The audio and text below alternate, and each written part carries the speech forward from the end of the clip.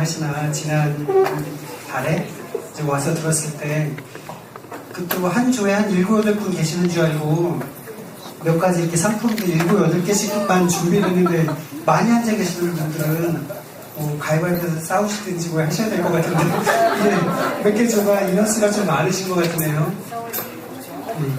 조금 더 제가 광고 경리니까 재정을 제 마음대로 하니까 조금 더 제가 준비해서 그러니까 쉬는 시간 때 충전해서 해야 될 거고요. 대신에 제가 이렇게 사실 정신부님 다음으로 온다라는 게 참 워낙에 이 앞에 쓰는 것도 홀리기는 한데 원래 강의할 때 이런 얘기하는 게 가장 안 좋다고 하지만 정신부님 지난번에 한국 오면서 너무 떨려가지고 오늘 여기 오는 마음이 3층에서 5층 올라오는데 아주 힘들더라고요.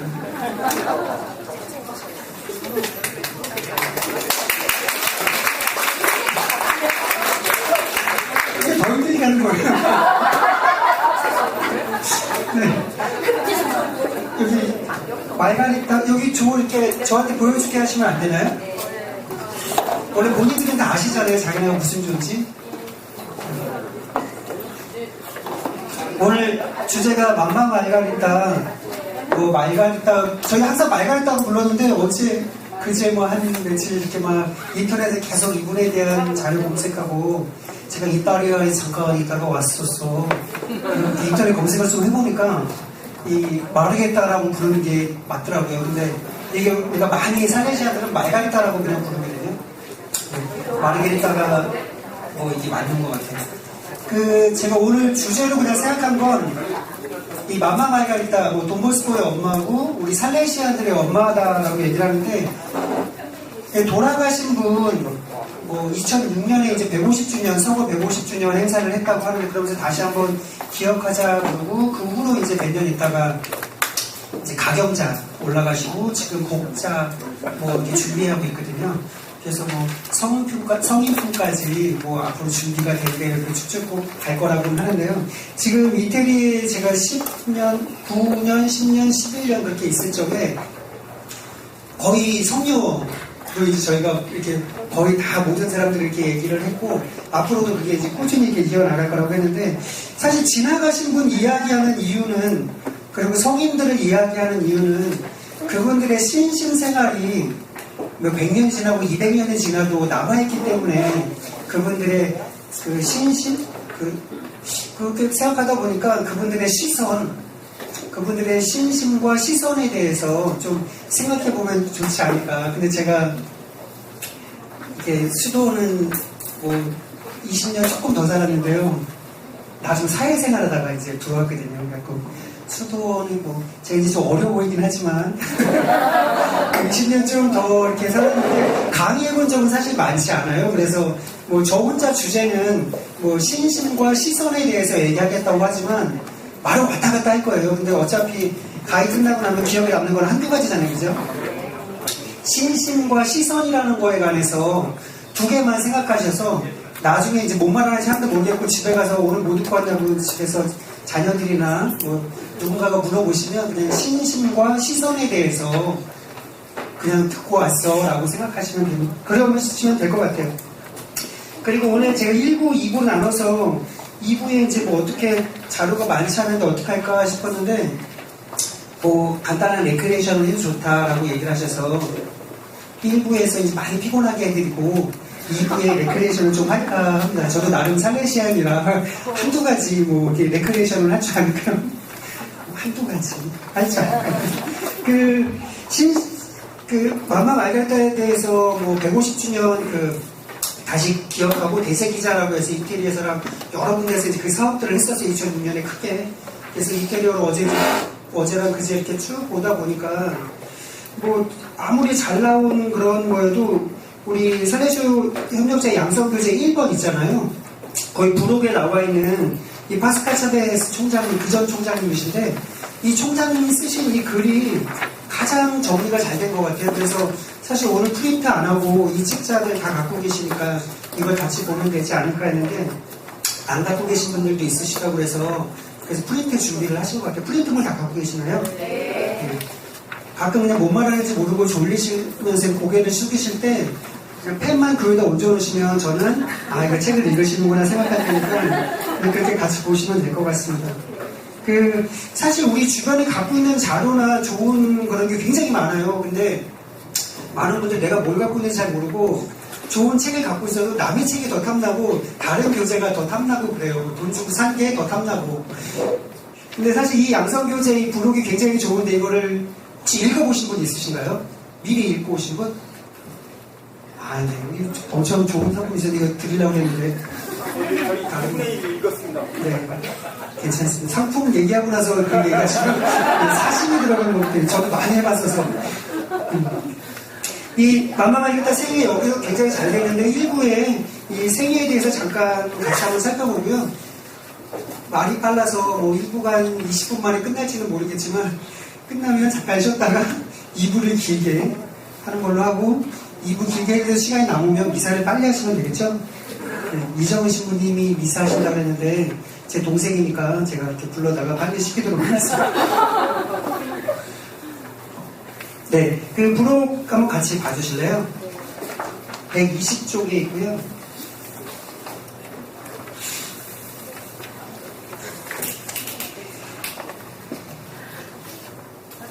말가리타에 대해서 지난번에 저희 광고 경리들 모임했을 때 총경리 사님이 여기분이 말이 별로 없으시는데 그분이 다 훌륭하다고 그러는데 저는 이태리에서 100번 뵙고 여기 와서 뵀는데도 생전 말이 없는 거예요. 인사도 안 하고 총평의원이면 어느 나라 가서나 이 숙박을 무료로 하고 이게 높은 자리에서 대접을 받아야 되는 자리니까 그분들의 숙제는 누굴 만나든지 친한 척하고 막 인사를 해야 되는데 이분이 생전 그런 게 없는 거예요.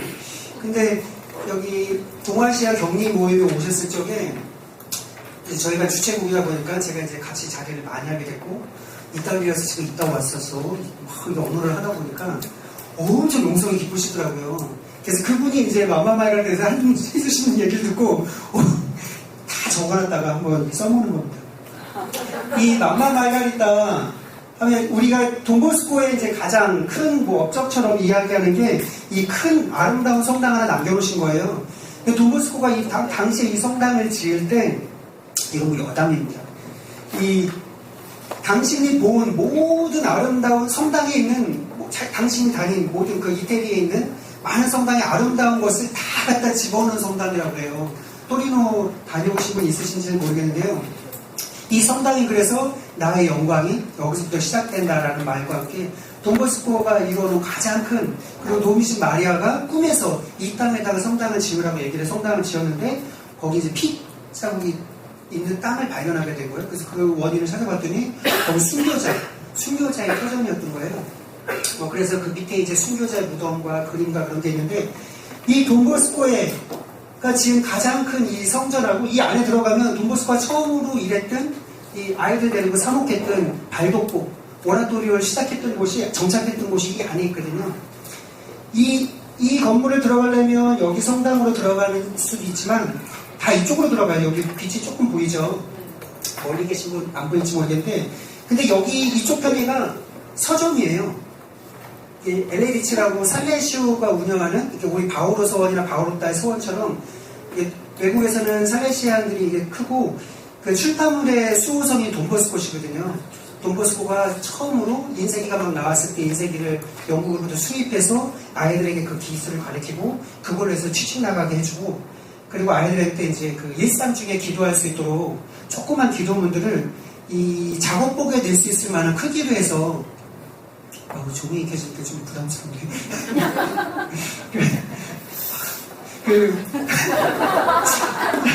작업복에 기도문 넣을 수 있는 크기로 해서 인쇄를 따로 있어서 그만한 사이즈의 것이 없는데 그렇게 했던 거예요. 그래서 돈보스코가 그 출판물의 수호성이 되기도 했거든요. 여기 기술자 있으시면 조금 좀 꺼주세요. 이거 안 보이잖아요. 그래서 여기 근데 이 성전이 있고 여기 왜 서점이 있을까? 근데 이태리 보면 모든 성지마다 자기네 특색이 있어요. 자기네 와서만 볼 수 있는 게 있고 자기네 건축을 왜 이렇게 지었는지 그거에 관한 설명도 굉장히 길게 해요. 근데 저희는 사실 이거 잘 몰랐는데 그 영성가이신 총경리사님 말씀하실 때 이 현대의 출판물들, 그리고 예전에 돈보스코의 영광이 뭐 살레시안의 그 업적이 크게 드러났던 이 두 개의 사이를 통해서 들어가야지 돈보스코를 이해할 수 있다고 그러는 거예요. 그러니까 돈보스코가 했던 업적과 지금 현재 돈보스코를 해석하고 알려주는 이 홍보물, 이 두 가지를 저희가 다 습득하고 들어가야지 돈보스코를 이해할 수 있다라고 얘기를 하는데, 들어가면 딱 이게 있어요. 이 그림 비슷하게 저기 내리에 있죠. 내리 공동체 태안에 내리에 가시면 비슷한 그림 제가 해놨거든요. 그거 막 낙서 써가지고. 근데 이게 그 출입문을 딱 들어서는 순간 이 그림이 있어요. 앞에 바로 벽이 있는 거죠. 바로 벽인데 이 그림이 이 많은 아이들의, 이게 사실 그 천국을 들어가는 그걸 표현하면서 돈보스코 일대기 마지막 장면이 이 그림인데, 이게 당신 품으로 받아들이는 거예요. 여기서 사람들이 사진을 엄청 많이 찍어요. 그러니까 이렇게 해서 사진 찍으면 뒤에서 돈보스코가 날 잡아주는 게 되고, 내가 뒤돌면 돈보스코 품으로 가는 것처럼 되고 해서 되게 많이 찍고, 그리고 들어가면 이렇게 넓은 마당이 있어요. 그래서 뭐 수백 명의 전 세계 애들이 와서 여기서 행사할 수 있도록. 그래서 이게 돈보스코의 마음, 품이 이렇게 팔을 벌렸을 때 그 품에 들어가면 이렇게 넓은 돈보스코의 마음이 있다라는 표현에서 이 바로 앞에 이걸 뒀다고 해요. 그리고 그 안에 들어가면 여기 이 자리에 이제 돈보스코가 있잖아요. 이 동상에 가면 어느 나라 사람들이 갈 건지 성지순례 때 미리 얘기를 해놓으면 여기서 그 태극기를 꽂아줘요. 네, 우리나라 태극기나 각 나라 국기들을 꽂아놓는데 어느 나라 사람들이 올 건지 그날 올 사람들, 그 주에 올 사람들 거를 여기다 꽂아놔줘요. 그래서 미리 예약하고 하면 또 태극기를 볼 수 있는데, 사람들은 야, 우리나라가 진짜 이게 삼성과 LG만 유명한 게 아니라 이 진짜 우리나라 진짜 이게 크구나. 그런데 그게 미리 예약을 해놨기 때문에 그런 거예요. 그래, 이 자리 위에가 이제 돈보스코가 머무셨던 방, 그리고 이제 평일에 최초의 그 회의를 했던 자리, 그리고 아이들 기숙사가 이제 저쪽 옆으로 있거든요. 예, 이게 이제 회랑이 이렇게 돼 있고요.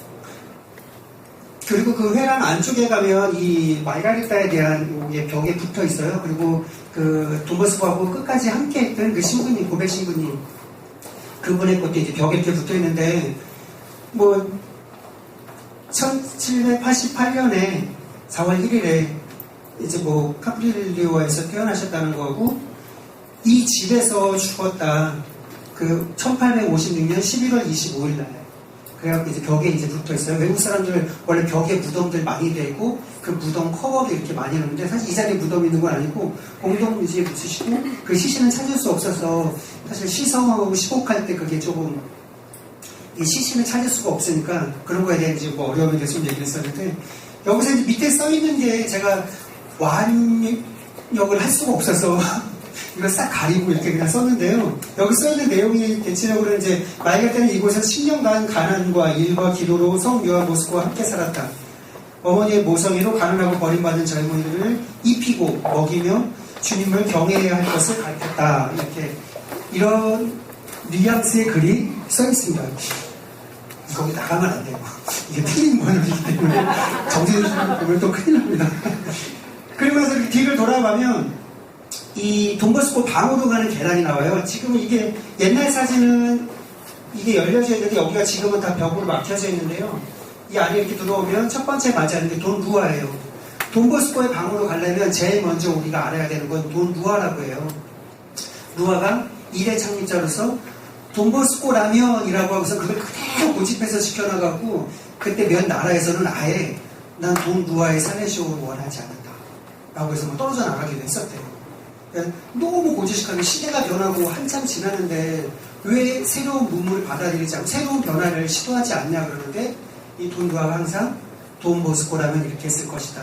그 뿌리를 그때 잘 내려놨기 때문에 인원수를 잘 잡고 새로 생기는 사람들, 소문이 찾아오는 사람들에게 그대로의 돈보스코 모습을 보이고, 그러니까 외국에 나갔을 때 소문만 듣고 아, 돈보스코 아니냐고 이렇게 겸손하고 수도분하고 참 청빈해 보이고 멋있다라고 막 얘기를 하면, 아, 제가 돈보스코입니다 라고 얘기를 하시는 거예요. 외국에 나갔을 때 프랑스나 스페인 이런 데서 후원을 많이 해주니까, 나 방송 매체를 타는 게 아니니까 어떻게 생겼는지는 모르고 이름만 들었잖아요. 그렇게 다니시다가 또 어느 고장을 갔더니 저렇게 삐쩍 마르고 볼품 없고 저런 사람이 무슨 총 대장을 해. 그리고 저 사람 비난해서 뭐 믿음이 안 간다고 막 그러면 제가 그분의 동생, 그분의 그 동생으로 같이 일하는 사람으로 전 돈 루아라는 사람입니다. 그렇게 소문을 했대요. 돈 루아가 늘 했던 게 돈버스코는 갈수록 커져야 되고 나는 갈수록 작아져야 된다는 거예요. 그러니까 돈버스코 돌아가시고 나서도 그만큼 돈버스코를 지키기 위해서 노력을 하셨다고 해요. 그래서 이 돈버스코 방으로 가는 이 평지, 아직 계단을 올라가지도 않은 이 상태에서 우리가 알아야 되는 게 돈루아라는 거예요. 그리고 올라가다가 계단에서 이제 돈버스코 방이 사무실 쪽으로 가기 전에, 전시장 가기 전에 계단 쪽에 있는 게 맘마말가리타고 돈버스코예요. 우리 사업에 돈버스코의 이 업적이 지금까지 남게 된 거는 이 어머니의 역할. 어머니하고 함께 털을 잡았던 이 발도코라는 이 땅에 대해서 이 어머니를 알지 않고 돈버스코 방에 갈 수 없다라는 거예요.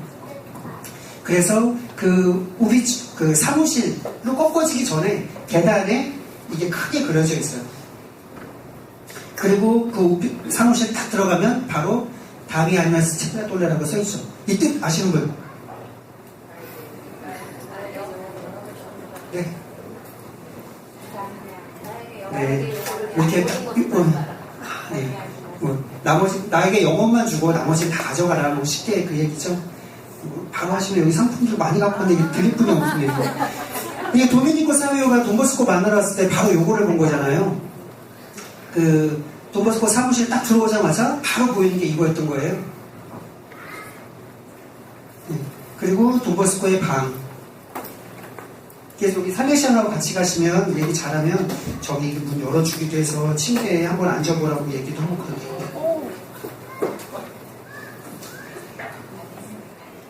예, 2006년에 150주년 살레시안들의 어머니라고 했대는데 제가 이 흑백 사진을 넣은 건 사실 마마마이가타 돌아가신 분이 있죠. 제가 처음에도 말씀드렸지만 저는 심신과 시선에 대해서 이야기를 하고 싶은 거예요.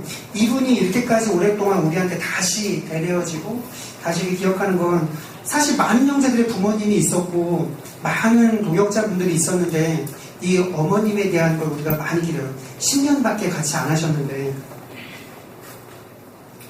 그리고 이 비아가 이제 길 이름이잖아요. 이게 길이라는 말인데 맘마 말가리타라는 길이 있어요. 이 맘마 말가리타 고향에 가면 카프렐료가 돈버스코 성지 돈버스코 고향 땅에 크게 성당이 있는데 거기서 한 2km 좀 떨어지는 곳에 이 카프렐료가 있는데 요게 그때 나셨을 때 1788년 4월 1일 날 나셨대는데 요 모양이 그대로 남아있죠? 예, 요게 현재 요 모양새가 그대로 여기 이렇게 여기 붙었잖아요, 그죠? 이게 가끔 뭐 저런 거 보는 재미죠, 뭐. 그러니까 태어나자마자 이렇게 세례를 받고 집이 이렇게 좋았던 거예요. 지금 봐도 집이 괜찮은데 그때 당시에 다들 이렇게 빈곤하게 지내고 2차 대전 지내고 했을 때 그만큼 오지였기 때문에 아마 크게 공격받지 않아서 뭐 그랬을 수도 있고 이 마마마이가리타 전기에 한 권 남아있는 거 어디 보면 처녀 때 군인들 지나갈 때 물 먹이고 그런 것들 이야기 나오잖아요. 그러니까 지역이 이제 약간 외지다 보니까 그대로 남았지 않을까 싶은데 이 정도의 그래도 집을 가질 수 있을 만큼 그래도 그렇게 빈곤한 가정은 아니었던 것 같아요. 안정적인 농부 가정이었다고 얘기를 하고요. 그리고 여기 동네에 지금도 가보면 뭐 동네 입구에 성당 하나가 크게 있고 거기서 이제 모든 동네 사람이 다 세례받고 뭐 결혼식하고 그런 거죠. 그쪽에 바로 앞에 동네 앞쪽에 이장님 집처럼 이 마이가리타 집이 있습니다.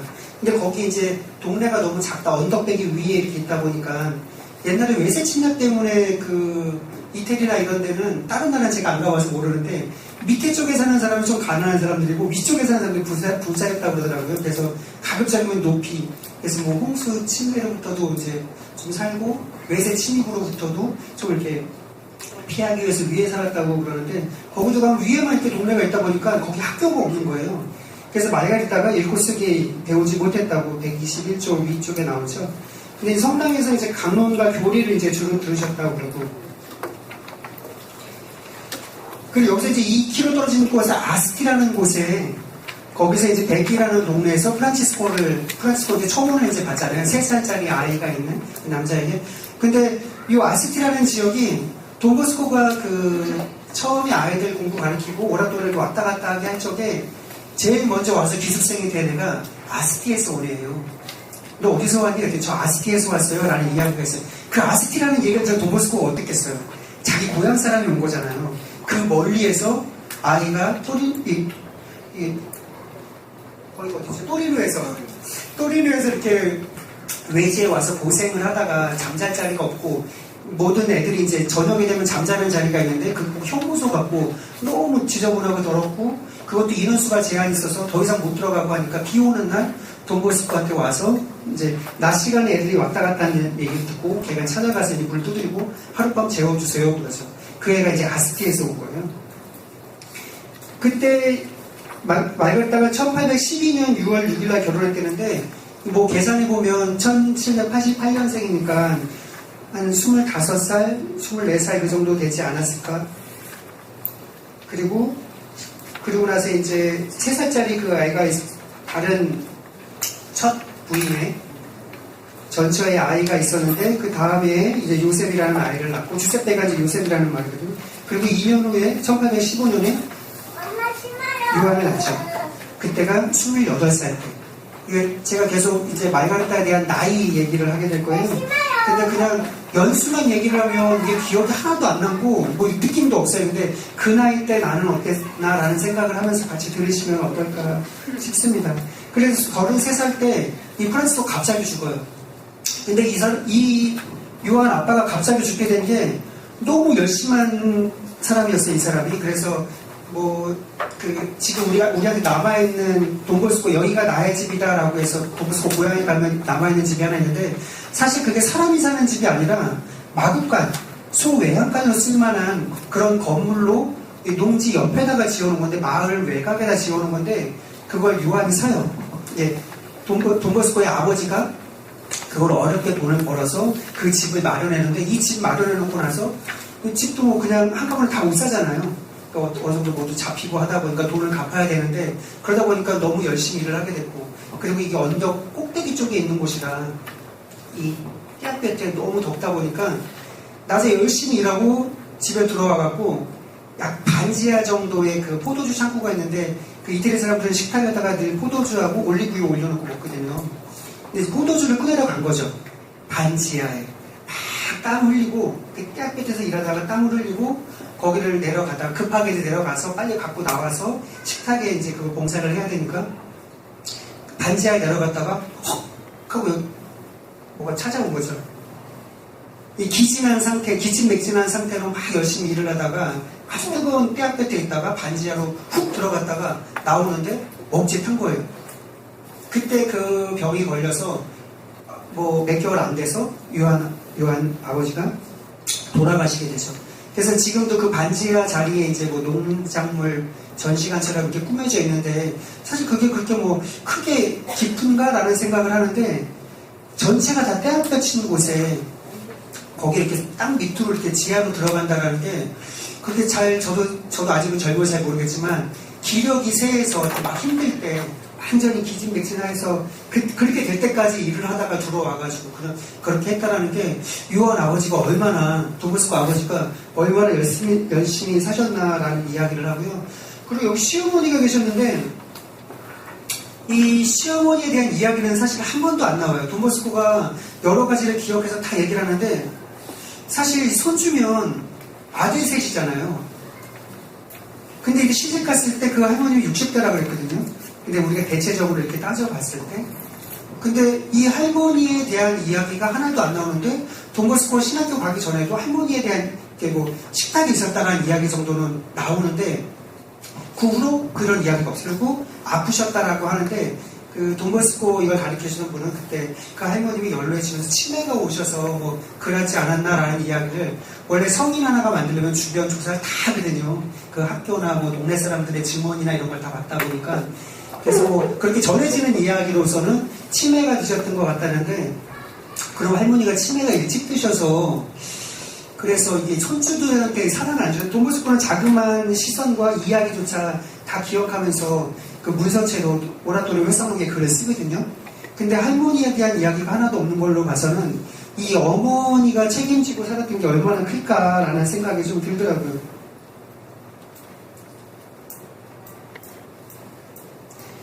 이게 그래서 그때 뭐 이 한때 이 가정에 대한 나이를 따지자면 14살, 17살, 20살 그리고 44살에 마리아타 그리고 65세 이 시어머니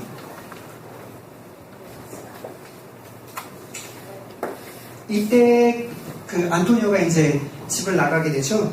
그 저기 돈보스코랑 막내 돈보스코를 이제 너무 괴롭혔다고 이제 책에서 나오는데 그 돈보스코에 관해서 이렇게 저술하시는 그 신부님이 그걸 많이 강조하시더라고요. 우린 살레시안들이다. 근데 어떤 애 하나한테 못됐다라고 표현하면 안 된다. 그 아이를 이해해야 된다. 그래서 얘가 3살 때 자기 어머니 친엄마를 잃고 그리고 새엄마가 들어온 거잖아요.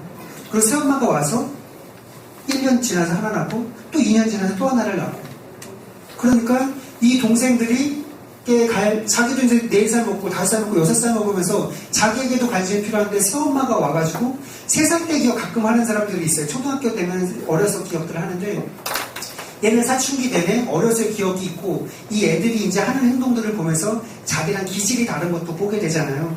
그리고 아무래도 그 애가 그 엄마가 자기 자식 챙겨주면 왠지 저도 이제 수련자 아시텐트 할 때 제 조카가 수련자로 들어온 거예요. 다른 형제들은 수련자님 이제 안 계시면 밤새서 막 1시간씩 2시간씩 막 방에 앉았다 가는 거예요. 니네들 맨날 이러고 가면 나는 어떡하냐 매일.